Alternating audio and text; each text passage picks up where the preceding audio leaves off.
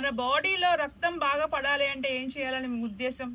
మీ అంతటా మీరు ఏం చెప్తారు పిల్లలకి? రక్తం బాగా ఐరన్ ఉన్న ఫుడ్ ఎక్కువగా తినమని చెప్పు.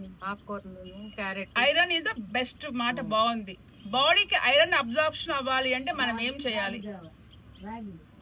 రాగి జావా బాడీకి కాల్షియానికి మంచిది, ప్లస్ ఐరన్ కూడా దాంట్లో పడుతుంది. అసలు ఈ ఐరన్ బాడీకి త్వరగా పట్టాలంటే మనం ఏం చేయాలి? అది లిటికేషన్ ఆఫ్ ద పాయింట్ ఇక్కడ.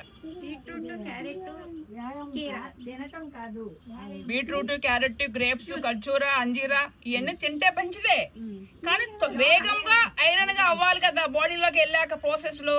అది ఏం చేస్తే విటమిన్ సి అంటే పులు పదార్థం తగిలితే ఉదయం లెగంగానే ఒక నిమ్మ చెక్కతో ఒక గ్లాస్ వాటర్ తాగితే రోజు మొత్తంలో మీరు తీసుకునే ఆకుకూరలు, ఫ్రూట్స్ ద్వారా వెళ్ళే విటమిన్ సి ద్వారా యాడ్ అయ్యి త్వరగా ఐరన్ కన్వర్షన్ అవుతుంది. దాంతో పాటుగా మీరు యోగా కూడా ప్రాక్టీస్ చేసుకుంటున్నారు కాబట్టి ఇంకా రెండు ఏమంటే కదా 2 రెట్లు ఎక్కువగా వేగంగా ఐరన్ అబ్జార్ప్షన్ బాడీకి మనం అవుతుంది. మనం తీసుకునే ఆహారం వల్ల అవ్వాలని రూల్ లేదు. బాడీలో ఉన్నటువంటి కండిషన్ బట్టి అది అబ్జార్ప్షన్ అవుద్ది.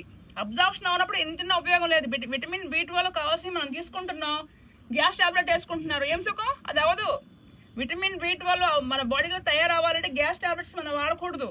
ప్రతి ఒక్కరు అదొక డ్రగ్స్ లాగా వాడేస్తున్నారు.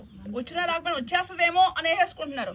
అది చాలా ఇబ్బందికరంగా ఉంటుంది. కాబట్టి విటమిన్ సి ఎక్కువ మీరు యాడ్ చేయాలి. విటమిన్ సి ఎందులో ఉంటుంది? సిట్రిక్ ఐటమ్స్ అంటే ఈజీగా కమలా పండు, కివి ఫ్రూట్, ఉసిరి, ద్రాక్ష, నిమ్మ, కమలా, బత్తాయి, ఇవన్నీ దబ్బకాయలు, ఇవన్నీ. ఓకేనా అమ్మా? Thank you.